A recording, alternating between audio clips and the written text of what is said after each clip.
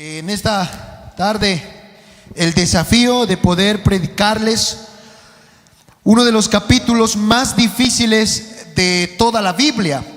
El capítulo 11 de Apocalipsis es considerado como uno de los capítulos con más desafíos de interpretación, hermanos. Y ya nosotros nos encontramos justamente en ese capítulo en nuestro estudio del libro de Apocalipsis.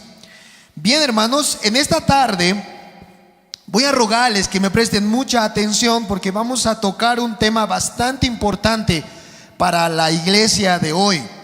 Vamos a revelar lo que quiso decir Dios a través de estos dos testigos. Del versículo 3 al versículo 6, el texto que nuestro pastor Daniel daba lectura, allí, hermanos, ustedes ven con claridad dos testigos que se presentan del libro de Apocalipsis. Y es justamente, hermanos, lo que hoy quiero revelarles. ¿Quiénes son esos testigos y qué de importante tienen esos testigos para nuestros días? Amén. Así que esa va a ser, hermanos, la tarea del día de hoy. Vamos a descubrir a esos dos testigos del Apocalipsis. Como ustedes bien saben, estamos en un interludio. Un interludio es un paréntesis que hace el autor para darnos una información extra. El autor de Apocalipsis, Juan, nos ha estado revelando una serie de juicios a través de toques de trompetas. 6 trompetas han tocado y cada una de esas trompetas han revelado juicios de parte de Dios a la tierra. Pero en el sexto toque de trompeta, Juan se detiene y hace este interludio que consta el capítulo 10 y el capítulo 11 de Apocalipsis. En el versículo 15 hasta el versículo 17 va a revelarnos la séptima trompeta, el toque de la séptima trompeta.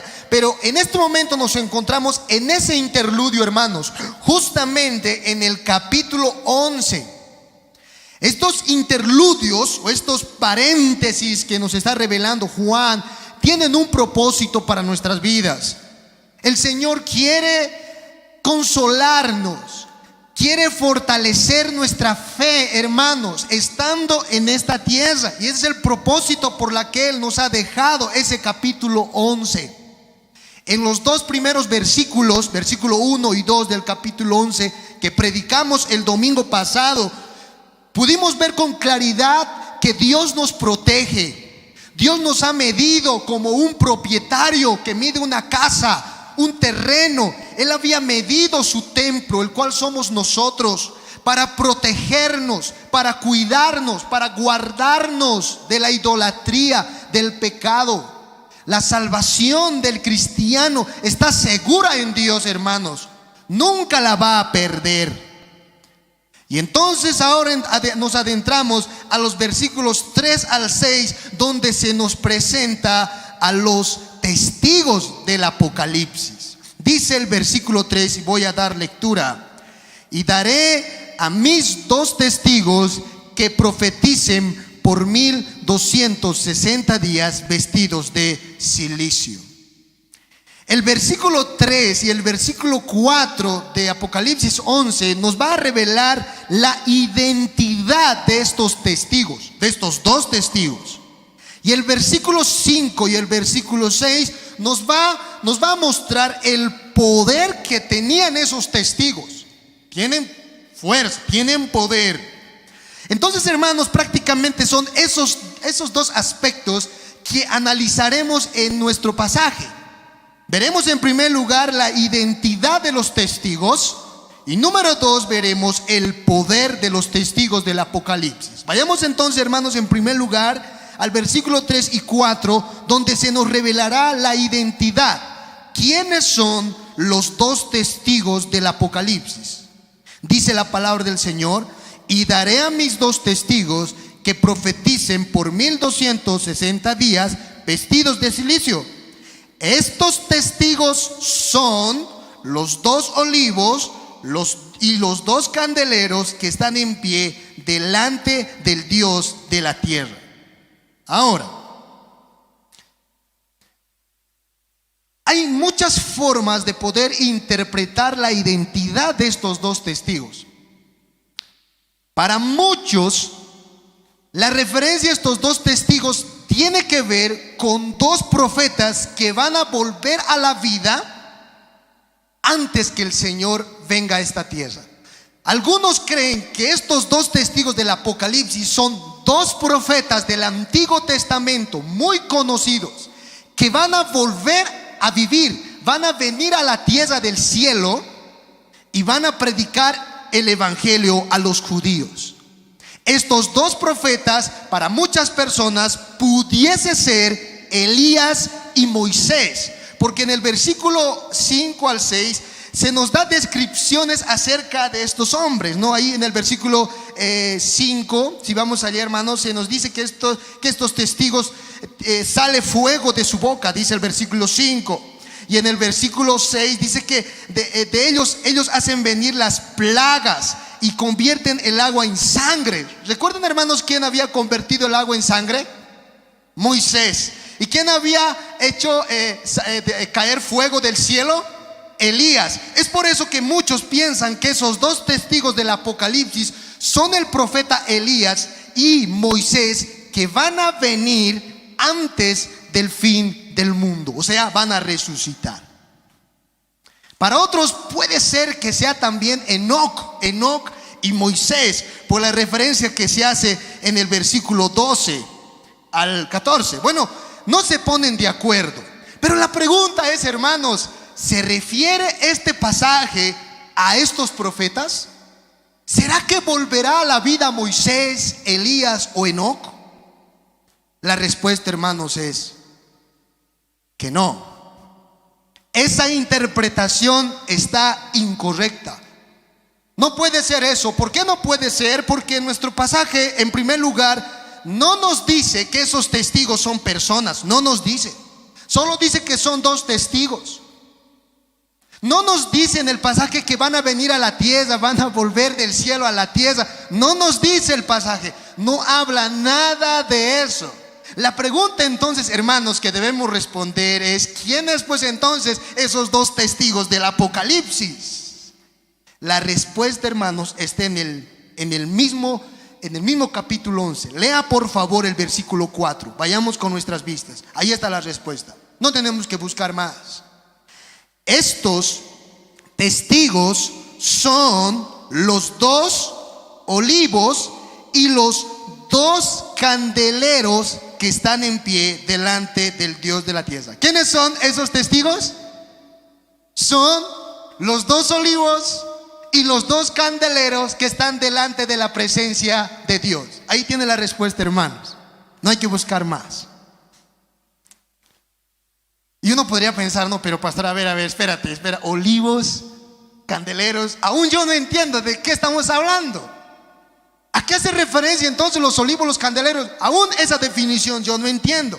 Hermanos, no entendemos porque no estamos acostumbrados a esas palabras. Los hermanos en ese tiempo entendieron lo que estaba diciendo Juan. El apóstol Juan está llevando a su audiencia a Zacarías capítulo 4. Y voy a pedir que vayan allá por favor con sus Biblias. Está trayendo esa profecía de Zacarías capítulo 4 a Apocalipsis capítulo 11. Ahí en Zacarías capítulo 4, mis amados hermanos, ustedes van a poder notar una profecía que hace Zacarías acerca de la reconstrucción del templo de Jerusalén. En Zacarías capítulo 4, los israelitas estaban desanimados de construir el templo en Jerusalén. Entonces Zacarías viene con un mensaje de aliento y de ánimo. En el versículo 6, vayamos allá con nuestras Biblias, le habla a Zorobabel, al sacerdote de aquel entonces, y le dice Zacarías: entonces respondió y me habló diciendo: esta es la palabra de Jehová a Zorobabel, que dice: no con ejército ni con fuerza, sino con mi espíritu, ha dicho Jehová de los ejércitos. En otras palabras, sigan adelante. Sigan adelante, el Señor está con ustedes. Eso le dijo el Señor a Zorobabel. Ahora, hermanos, en el versículo 14 del capítulo 4 de Zacarías, vayamos allá con nuestras Biblias, se nos presenta a los dos ungidos del Señor, que son los dos olivos. Vamos a leer el versículo 12 al versículo 14. Dice la palabra del Señor: hablé aún de nuevo y le dije: ¿qué significan las dos ramas de olivo que por medio de dos tubos de oro vierten de sí aceite como oro? Y me respondió diciendo: ¿no sabes qué es esto? Y dije, dice Zacarías: Señor mío, yo no lo sé, no sé eso qué significa. 14. Y él dijo: estos son los dos ungidos que están delante del Señor y de toda la tierra. Hermanos, los dos olivos son los dos ungidos de Jehová. Ahora, ¿quiénes eran los dos ungidos de Jehová en ese tiempo? Era Josué y Zorobabel, los líderes del pueblo de Israel. Josué era el gobernador, el rey, y Zorobabel, hijo de Salatiel, era el sacerdote. Entonces el Señor está diciendo: estos dos olivos están compuestos de un rey y un sacerdote.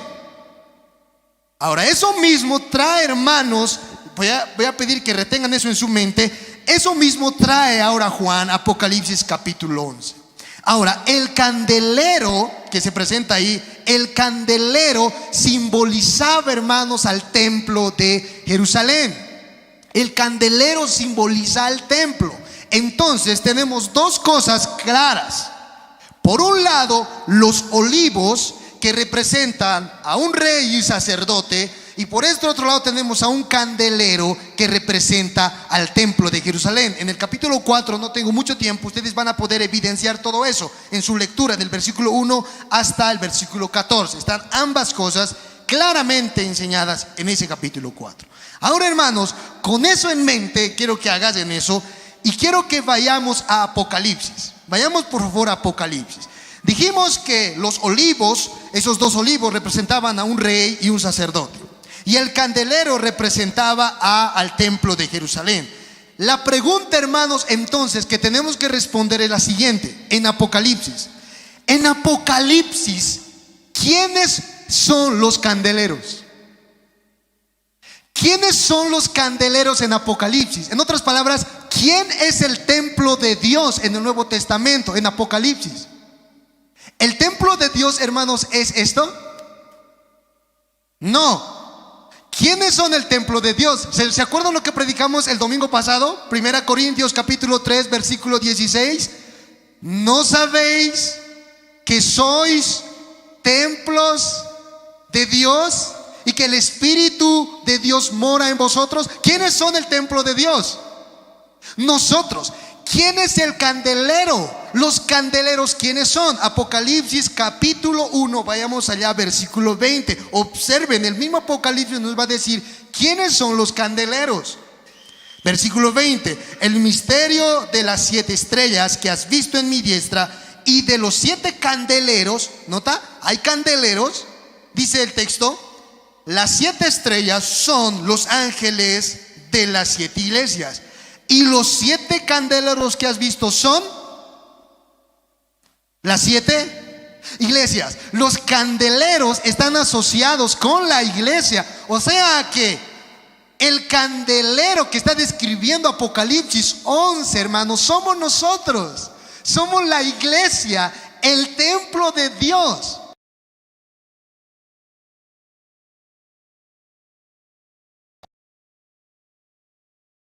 ¿Quiénes eran los dos olivos en Zacarías 4? Los dos ungidos de Jehová, un rey y un sacerdote. Ahora en Apocalipsis, ¿quiénes son reyes y sacerdotes? Apocalipsis capítulo 1, versículo 5 al 6. Voy a dar lectura, hermanos, vayamos con nuestras vistas. Apocalipsis 1, 5 al 6. Y dijo Jesucristo, el testigo fiel, el primogénito de los muertos y el soberano de los reyes de la tierra, al que nos amó y nos lavó de nuestros pecados con su sangre y nos hizo reyes y sacerdotes para Dios su Padre. ¿Quiénes son los reyes ahora y los sacerdotes? Nosotros somos Josué y Zorobabel del Antiguo Testamento. Nosotros somos los dos olivos que Juan está viendo en Apocalipsis 20. ¿Se dan cuenta? La iglesia son los olivos y los candeleros que Juan ve. O sea, eso significa, hermanos, que los dos testigos de Apocalipsis son nada más y nada menos que el pueblo de Dios, la iglesia, los redimidos, nosotros. En el Nuevo Testamento, hermanos, a los únicos que se nos llama testigos son a nosotros. ¿Se acuerdan lo que dice Hechos capítulo 1 versículo 8? Vaya allá con su Biblia, por favor. Hechos capítulo 1 versículo 8. Jesucristo dijo, antes de partir al cielo, les dijo a sus discípulos, a esos 120 personas, la iglesia que estaban en ese tiempo reunidos en el aposento alto, les dijo, Hechos 1:8, pero me seréis testigos.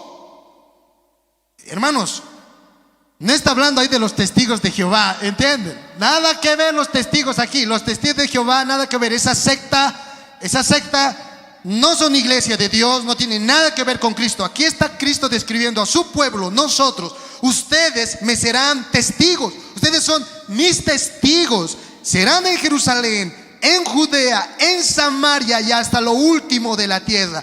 ¿Quiénes son los testigos del Apocalipsis? Nosotros, hermanos, nosotros somos los testigos del Apocalipsis. Tenemos un testimonio que se nos ha conferido. Vayamos por favor ahora a Apocalipsis capítulo 11 con esto en mente. A nosotros se nos ha encomendado algo. Versículo 3 dice la palabra del Señor: y daré a mis dos testigos que profeticen por 1260 días. Y daré, esa es una encomienda. Estoy otorgando, estoy comisionando. Voy a dar a mis testigos, ¿qué cosa? Que profeticen. En otras palabras, que sean la voz de Dios. Ellos van a ser mi palabra, mi voz en la tierra, mis heraldos, mis portavoces. Nosotros somos, hermanos, los mensajeros de Dios, los reyes y sacerdotes que Él ha dejado en este mundo para profetizar, para ser instrumentos de Dios, para ser la boca de Dios en la tierra. Y eso se nos ha dado, se nos ha otorgado. ¿Saben, hermanos?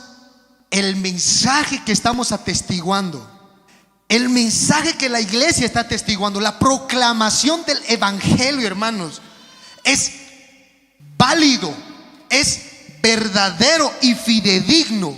¿Cómo lo sabemos? ¿Cómo sabes que el testimonio del Señor, el evangelio, es válido, verdadero y fidedigno? No hay duda de que es ciertísimo. Es por esa descripción que hace el pasaje de dos testigos. ¿No se han puesto a pensar, hermanos, por qué dice el versículo 3 dos testigos? ¿Han notado eso? Y daré a mis dos testigos. ¿Por qué no dice un testigo? ¿Por qué dice dos? Hermanos, para corroborar que algo sea verdadero, válido y fidedigno, para que un juicio sea tomado en cuenta, no bastaba el testimonio de una persona. En el Antiguo Testamento necesitaba el testimonio de dos o tres personas. Eso dice en Deuteronomio capítulo 19 versículo 15. Dice el texto que no se tomará en cuenta a un solo testigo contra ningún pecado o delito, sino entre dos o tres testigos se tomará en cuenta para decir que algo es cierto, para decir que algo es válido. Es por eso que aquí Dios está revelando a Juan a dos testigos y no uno. Es como si estuviese diciendo nuestro Dios: el mensaje, lo que ustedes van a profetizar, van a atestiguar, tiene validez en la corte celestial. Para Dios eso es verdadero, fidedigno, es dos testigos, es válido esa palabra. Hermanos, lo que la iglesia proclama, el evangelio, hermanos, no es nomás algo superficial para Dios. Dios lo toma muy en serio, muy en cuenta. No es un mensaje que ha caducado hace 2000 años atrás. No, hermanos, es un mensaje que nunca tiene fecha de vencimiento. Es un mensaje eterno. Amén. Ese es el mensaje del evangelio. Ese mensaje se nos ha encomendado a nosotros como testigos del Señor. Hermanos, un testigo no se puede callar. Uno que no es testigo puede callarse, pero uno que ha visto y ha testiguado, es imposible que se calle, porque siempre va a querer contar lo que ha experimentado, lo que ha visto. Es por eso que solo los incrédulos o aquellos que no conocen al Señor son incapaces de predicar el evangelio. Ellos no pueden. Solo los que son testigos, los que han visto, los que han experimentado, ellos van a hablar. Es imposible callarse, hermanos. Yo recuerdo esta semana nos pasó, hermanos, algo. Yo fui testigo ocular de algo. Estábamos nosotros yendo hacia Santa Cruz, como ustedes saben, para recoger algunas herramientas de la casa para trabajar esta tarde. Esta semana pasó eso. Y fuimos, estamos saliendo ya hacia Santa Cruz, y casi ya saliendo, de la ciudad, fuimos a cargar gasolina. Y estábamos cargando gas, estábamos cargando ahí tranquilamente nosotros, bien feliz. Pastor Daniel se bajó, todos. Y de repente, vemos adelante de nosotros en la gasolinera un auto, ahí parado, al frente, parado un trufi, era de esos chinitos, cuadraditos. Y estaba saliendo, hermanos, fuego de abajo. No sé qué habrá estado haciendo el caballero abajo, estaba saliendo como fuego, como una, ¿cómo se llama esto? Pequeño fogatita allá abajo. No sé qué estará pasando ahí. Cuando de repente, hermanos, ¡boom!, empezó a expandirse de repente el fuego, y el chofer se subió al auto y, hermanos, quiso como arrancar el auto, para alejarlo del fuego. Y el fuego más se vino, hermanos, hacia donde él estaba, hacia adelante el fuego, por todo el tablero, hermanos. Y el chofer se bajó y todo se estaba quemando de su cabello, y el auto seguía avanzando hacia la avenida principal. Y la gente empezó a gritar, las señoritas que estaban cargando la gasolina se empezaron a escapar, y fuego, y fuego. Y el caballero, no sé, hermanos, cómo lo hizo, pero salió de su trufi y empezó a agarrar así. Todo el fuego le estaba quemando su mano. Todo el fuego, su mano, hermano, le estaba quemando. Y yo bajé del auto por instinto, el pastor de él también. Y nosotros en medio de la gasolinera, hermanos, imagínense, en medio ahí, vámonos. Y yo bajé para coger el extinguidor y llevarle y ayudar a la persona, hermanos. Y el extinguidor había estado, hermanos, vacío. Un camión bajó y bajó con su extinguidor, más bien, gracias a Dios. Y hermanos, yo lo vi. ¿Saben lo que pasó? Fui testigo de eso. Hermanos, con el pastor y todo lo que estábamos en el auto, fuimos testigos y no podíamos quedarnos callados. Todo el camino fuimos hablando de eso. ¿Acaso se puede quedar callado, hermano? No se puede. Y, oye, ¿notaste lo que yo? Sí. El pastor, sí. Pero ¿y cómo? ¿Cuándo? ¿En qué momento? ¿Quién ha visto?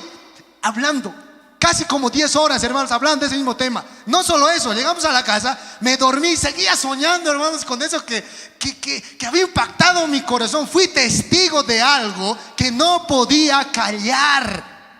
Un testigo, hermanos, no se puede quedar callado, porque lo que ha visto, lo que ha testiguado, le obliga automáticamente a poder hablar y conversar. Es por eso que un creyente genuino, un verdadero testigo, hermanos, nunca puede callar la obra que el Señor ha hecho en su corazón. Nunca, hermanos. Donde sea que vaya, esa persona va a hablar de eso. ¿Por qué? Porque ha impactado su corazón. Ha sido como un choque que el Señor ha hecho en su vida. No se puede detener, no se puede callar. Pero cállate, no hables, ya nos aburres, sigue hablando. ¿Por qué? Porque es testigo. ¿Entiendes? Es un testigo. Nosotros somos esos testigos, hermanos. Hemos experimentado el evangelio. Cristo ha llegado a nuestro corazón y nos ha perdonado. Su obra ha sido evidente en nosotros. Por eso, hermanos, en el versículo 4, si leemos con nuestras Biblias, por favor, dice que estos testigos están siempre de pie. Versículo 4, estos testigos que son los 2 olivos y los 2 candeleros que están de pie delante de Dios en la tierra, estos siempre están caminando, siempre están de pie, no están de rodillas, no están echados. Ellos están militando, significa están trabajando, están de pie como soldados, marchando, llevando el evangelio adelante. Esa es la iglesia de Cristo, en presencia de Dios, delante del Dios Altísimo, hermanos. Pero saben, no todo es color de rosa para estos testigos. Si yo les pregunto, hermanos, ¿con qué ropa estaban vestidos estos testigos? Lean el versículo 3, vayamos con nuestras Biblias. ¿Qué ropa tenían? Estaban vestidos de silicio. Esa vestimenta, hermanos, nosotros lo conocemos. Se llama vestimenta de luto. ¿Conocen esa vestimenta? De duelo. ¿Cómo se viste una persona de luto? Todo negro, ¿sí o no? Estos testigos están vestidos de luto, lo cual simboliza dolor, angustia, llanto, dando a entender, hermanos, que la misión es dolorosa. ¿Se dan cuenta? No es fácil la encomienda, hermanos. Requiere de sacrificio, requiere de lágrimas, requiere de dolor, de duelo. Así es predicar el evangelio de Cristo. No todos van a querer escuchar. ¿Recuerdan cómo es el librito? El librito es dulce y también es amargo. La palabra de Dios no siempre entra dulcecito, a veces entra amargo. Y es por eso que estos testigos, en una forma simbólica, están demostrando esos momentos difíciles que pasan en la fe cristiana por causa de obedecer y seguir al Señor. Están vestidos de luto. Por otro lado, hermanos, esa vestimenta de luto también demuestra juicio. Los profetas de Dios, no sé si ustedes saben, en el Antiguo Testamento se vestían en ocasiones de luto. Y se vestían de luto para poder predicar, proclamar un mensaje agrio, un mensaje duro al pueblo de Israel, un mensaje de juicio. Jeremías en ocasiones se vestía así de luto. Ustedes pueden ver, hermanos, obviamente Jeremías se conoce como a veces el profeta llorón, ¿verdad? Porque sí lloraba, hermanos. Pero era un profeta que decía sin pelos en la lengua el pecado del pueblo. Lo decía, hermanos, sin anestesia. Y saben, se ganaba pleitos con los judíos. Le metían a la cárcel, le odiaban a Jeremías. Y él lloraba por eso, lloraba porque el pueblo era muy rebelde. Se vestía de luto para que el pueblo entendiera el dolor, el llanto, la angustia que hay cuando una persona peca delante de Dios. El pueblo no entendía. Observen, hermanos, por favor, escuchen estas palabras de Jeremías al pueblo de Israel. Miren, en una ocasión esto dijo Jeremías a ese pueblo: por esto vestíos de cilicio, endechen, aúllen, porque la ira de Dios no se ha apartado de nosotros. Imagínense ese mensaje, hermanos. Chillen, aúllen, porque no saben lo que viene sobre la nación de Israel. La ira de Dios no se ha apartado de nosotros. Es un mensaje de juicio. Eso también simboliza, hermanos, el cilicio. El mensaje del evangelio, hermanos, es un mensaje agridulce en un sentido. Es un mensaje con dos caras. Es un mensaje de salvación, pero también es un mensaje de juicio. El Señor ofrece perdón a los pecadores y los ofrece por pura gracia y puro amor. Pero también es claro en la advertencia acerca de quienes rechazan y rehúsan creer en su evangelio. ¿Cuántos se recuerdan, hermanos, cómo el Señor Jesucristo mandaba a sus discípulos a predicar el evangelio? ¿Ustedes recuerdan? Jesús mandaba a sus discípulos a predicar el evangelio de dos en dos. ¿Recuerdan, hermanos, esa anécdota? Está en los evangelios. Ellos iban casa por casa. Yo les pregunto, hermanos, ellos iban a predicar el evangelio. ¿Qué pasaba cuando una casa no abría sus puertas para predicar el evangelio? ¿Qué tenían que hacer los discípulos en esa casa? Esto tenían que hacer. Ellos tocaban la puerta y empezaban a predicar, y la persona decía: no tengo tiempo para eso, No. Y el Señor Jesús les dice: a esos simplemente déjenlos, pero al momento de salir, golpeen sus pies sobre la tierra, dejen el polvo de sus pies en la tierra, sacudan sus pies en el piso y salgan de esa casa.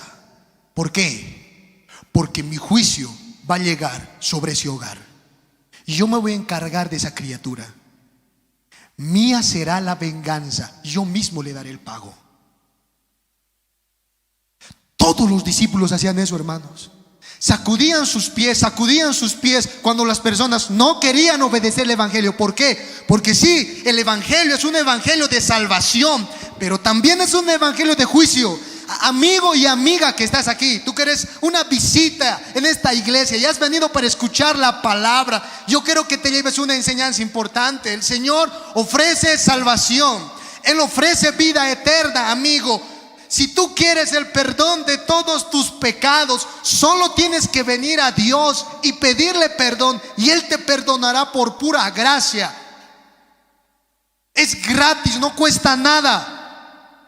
Solo tienes que arrepentirte y creer en la obra de Jesucristo, que murió en la cruz por tus pecados. Nada más, es eso y nada más.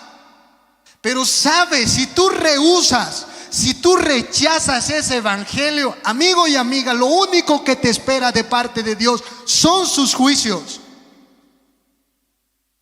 En Hebreos capítulo 10, el autor de Hebreos explicó ese momento de juicio de parte de Dios para con este mundo que ha rechazado su evangelio. Decía el autor de los Hebreos: horrenda cosa será caer en manos del Dios vivo. Horrenda cosa. ¿Cuánto castigo merecerá aquel hombre que ha pisoteado el nombre de Dios y ha tenido por inmunda la sangre del pacto? Pues dice el Señor: mía es la venganza, yo daré el pago. Eso es lo que dice Dios. A ese que ha rechazado el evangelio, dice Dios: déjamelo a mí. A ese déjamelo a mí. Yo mismo retribuiré el rechazo. A ese no lo toques, porque ese es mío. Así los discípulos iban, hermanos, predicando el evangelio. Ese es el evangelio que nosotros debemos proclamar: un evangelio de salvación y un evangelio, hermanos, de juicio. Segunda pregunta. Vayamos, hermanos, al versículo 5 al 6. Estos testigos no eran cualquier testigos. Según el versículo 5 y 6, estos tenían un gran poder. ¿Y dónde radicaba su poder? Veamos, hermanos, el versículo 5, leamos. Si alguno quiere dañarlos, sale fuego de su boca, de ellos, y devoran a sus enemigos. Y si alguno quiere hacerles daño, debe morir él de la misma manera. Estos tienen poder para cerrar el cielo a fin de que no llueva en los días de su profecía. Y tienen poder sobre las aguas para convertirlas en sangre y para herir la tierra con toda plaga cuantas veces quieran. Ahora, ¿de qué está hablando el autor de Apocalipsis? En esos dos textos, hermanos, encontramos tres historias. Obviamente nosotros no las asociamos porque no somos judíos, pero están hablando de tres historias muy emocionantes del Antiguo Testamento. La primera historia es la historia del rey Ocosías y el profeta Elías. ¿Ustedes recuerdan, hermanos, esa historia? Esa historia está en Segunda Reyes capítulo 1. Tú lo puedes leer, hermano, todo el capítulo 1. Es una historia emocionante. Les comento. Había un rey en Israel, el rey Ocosías. Y ese rey Ocosías, hermanos, había caído en enfermedad. Estaba a punto de morir. Y el rey manda a sus mensajeros y le dice: oye, a sus mensajeros, ¿saben? Vayan a consultármelo, por favor, a este Dios llamado, ahorita les doy el nombre, hermanos. Deme un minuto. Baal-zebú. Vayan a hablar con Baal-zebú, el Dios de Ecrón, y vayan a decirle que estoy enfermo y que quiero sanarme. Entonces estos mensajeros van.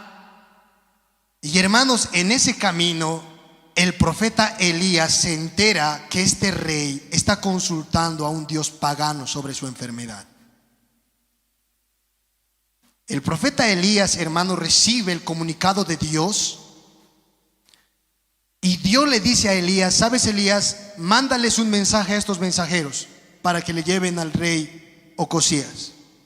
Y dile que el rey Ocosías, por causa de su idolatría, no se podrá sanar nunca más, sino que morirá. Entonces los mensajeros, hermanos, llegaron ante el rey Ocosías. Le dijeron: ¿sabes, Ocosías? Lamentablemente nos hemos encontrado con Elías, nos ha pillado. Y ahora Elías, el gran profeta, ha profetizado algo contra ti. Te vas a morir, Ocosías, ya no tienes remedio. Y el rey Ocosías: ¿qué? ¿Qué se ha creído ese? ¿Yo voy a morir? Le llama a su capitán y le dice: oye, ven. Reunía 50 hombres.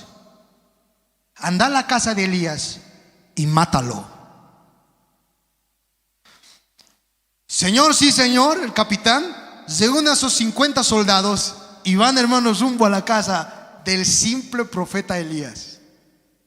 El profeta Elías no sabe lo que le van a hacer. De repente el profeta Elías abre la puerta y sale al encuentro, y se encuentra con 50 soldados y un capitán. Y el profeta Elías le dice: yo sé a qué han venido.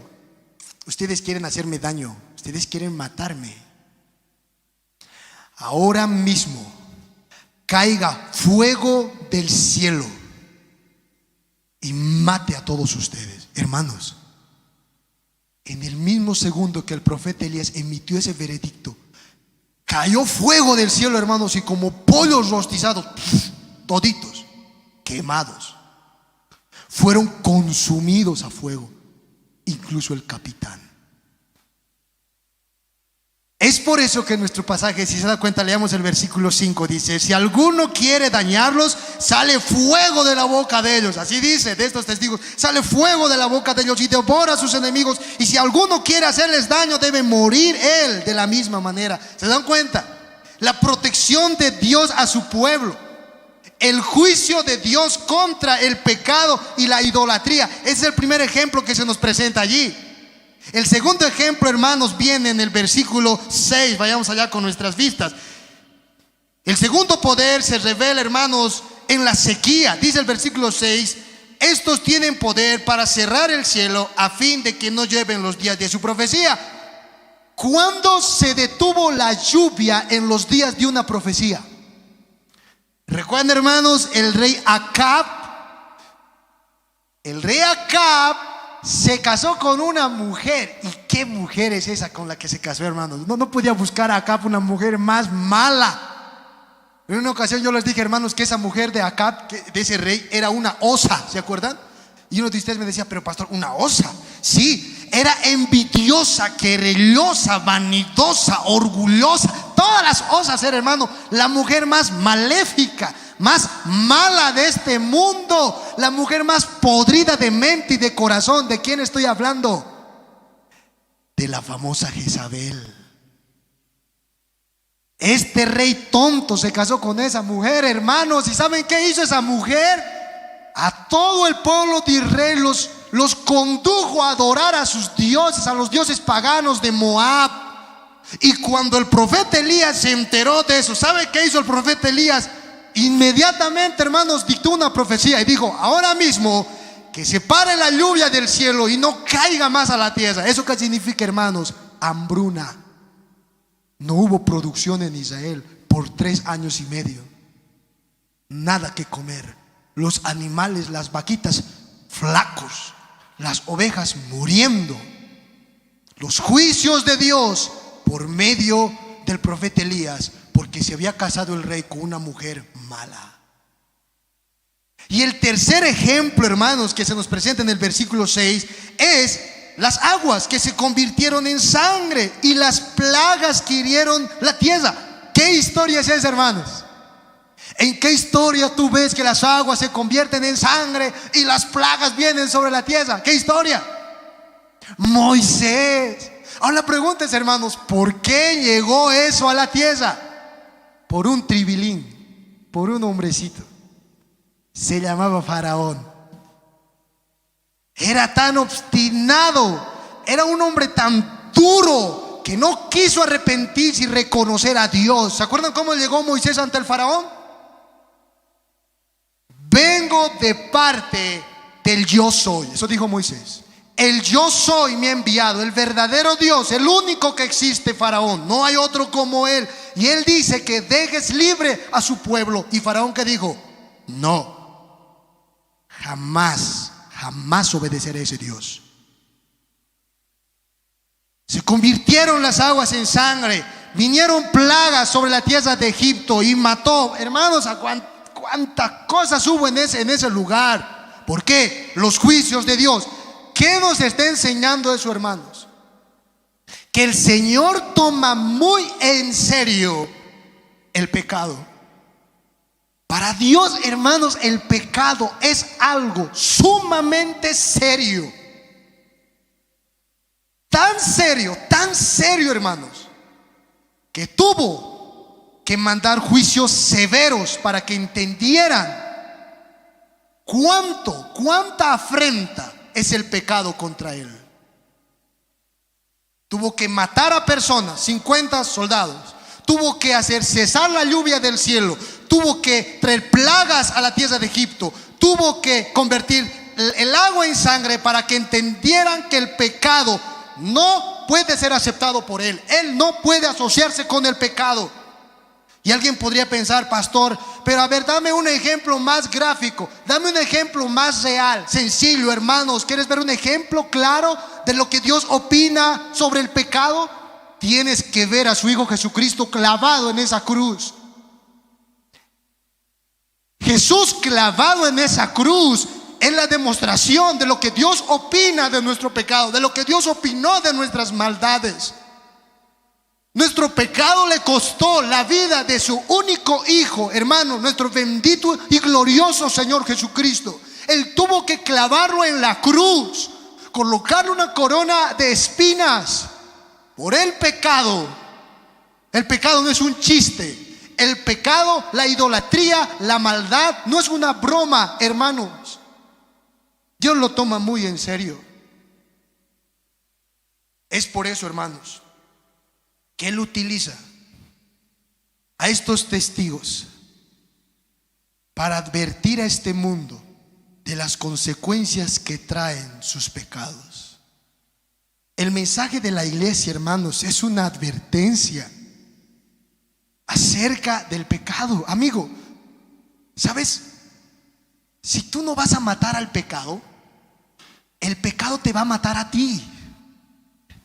Si tú no vas a destruir tu pecado te va a destruir. El mensaje del evangelio es ese. Hay salvación, hay sanidad para tu pecado, y ese es Cristo. Hermanos, esa es la encomienda que el Señor ha dejado en nuestras manos. Un mensaje de salvación y un mensaje de juicio. Un mensaje de perdón, pero también un mensaje de arrepentimiento por el pecado. Hermanos, quiero terminar hasta este punto simplemente preguntándote a ti. Hermano, ¿tú estás predicando este tipo de evangelio? O más específicamente, hermano, ¿tú estás proclamando el evangelio del Señor?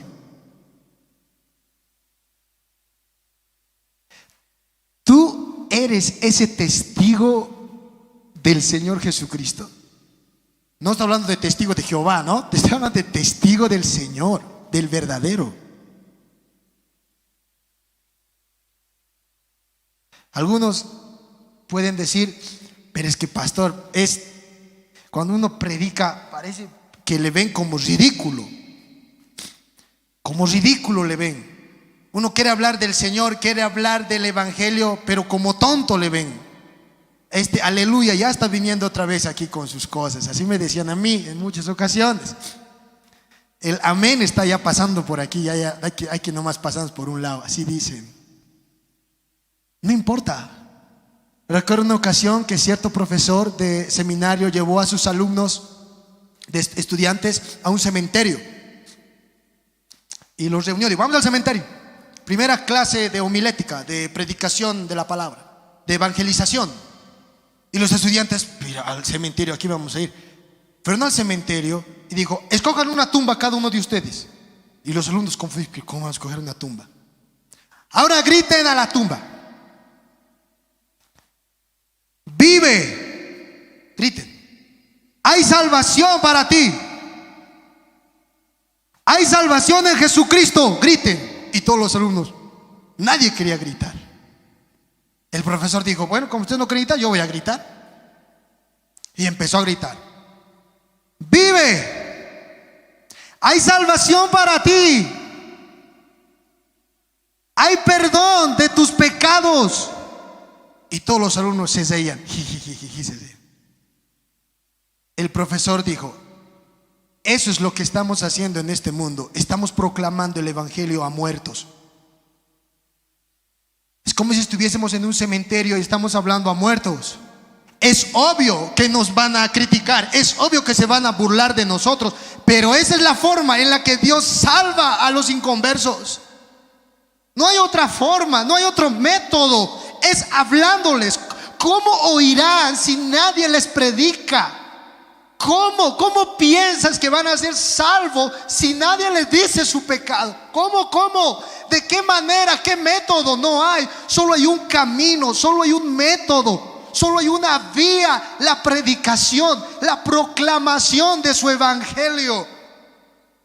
Hermanos, el único camino, el único antídoto, la única vacuna contra este virus del pecado, contra esta pandemia, hermanos, del pecado, es el evangelio de Jesucristo. Amén. No hay más.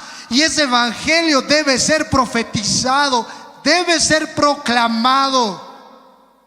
Y yo doy gloria al Señor, hermanos, porque Él le ha placido, yo no sé cómo ni sé por qué, le ha placido entregarnos y darnos a nosotros esa encomienda. Yo no entiendo, hermanos. Él podía haber hecho con sus ángeles, Él podía haber hecho con sus plantas, pero lo hizo a través de su iglesia. Nos hizo partícipes de su misión. Tú y yo, hermanos, somos parte de esa gran misión de Dios: salvar a los perdidos, ser testigos de Dios en este mundo hasta que Él regrese. Hermanos, nuestra labor no es tan grave. Hermano, tu labor no es convertir almas. Tu labor no es regenerar personas. Esa es la labor de Dios. Tu labor, ¿cuál es? Y mi labor: profetizar, proclamar, hablar, sembrar la semilla, y Dios dará el fruto. Hermanos, este pasaje es un llamado a la iglesia del Señor Jesucristo a ponerse manos a la obra y ser pescadores de hombres y seguir llevando la gran comisión. Amén. ¿Qué te impide, hermanos? ¿Qué te ata? Pastor, tengo miedo, tengo mucho miedo. Hermano, tienes al Espíritu Santo en tu corazón. Como alguien me decía, creo que el pastor Daniel o alguien, ¿qué siempre te va a pasar, ¿no? Cuando sé tener miedo? ¿Acaso tu salvación vas a perder? Así dice, ¿no? Hermano, lo mismo te digo, ¿qué siempre te va a pasar? ¿Vas a perder tu salvación? Tu salvación está segura en el Señor. Nada, hermano, nos pasará. Predica el evangelio. Llevemos la gran comisión. Somos testigos del Señor. Vamos a orar, hermanos, y vamos a encomendar este tiempo en las manos de Dios.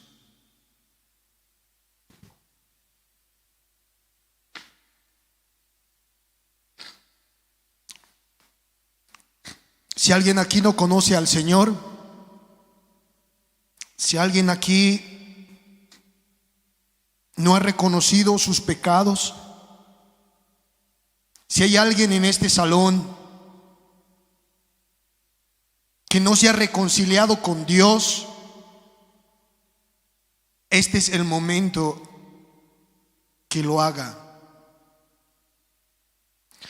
No rechaces el evangelio. No te resistas. Cree en Jesucristo. Cree en la obra que Él hizo en la cruz. Pídele con todo tu corazón que Él entre a tu vida, que mate tu pecado, que mortifique tu maldad. Pídele a ese Dios, te lo pido, amigo, que te adopte como su hijo. Pídele a ese Dios que restaure tu corazón. Ruégale con todas tus fuerzas que te otorgue la vida eterna. Oh, pídele con todo tu corazón: yo quiero verte, oh Señor. Yo quiero verte, oh bendito Cristo. Quiero amarte. Quiero amarte. Quiero servirte. Perdona mis pecados. Estoy arrepentido de lo que he hecho contra ti todos estos años. Dile así, amigo. Él te perdonará, te dará un nuevo corazón, y hoy mismo pasarás de muerte a vida. Aún hay tiempo. Hay tiempo. No rehuses, no rechaces. ¿Por qué? Porque atesoras juicio para tu corazón. Atesoras la ira de Dios para tu vida. Oh, que el Señor tenga misericordia de ti.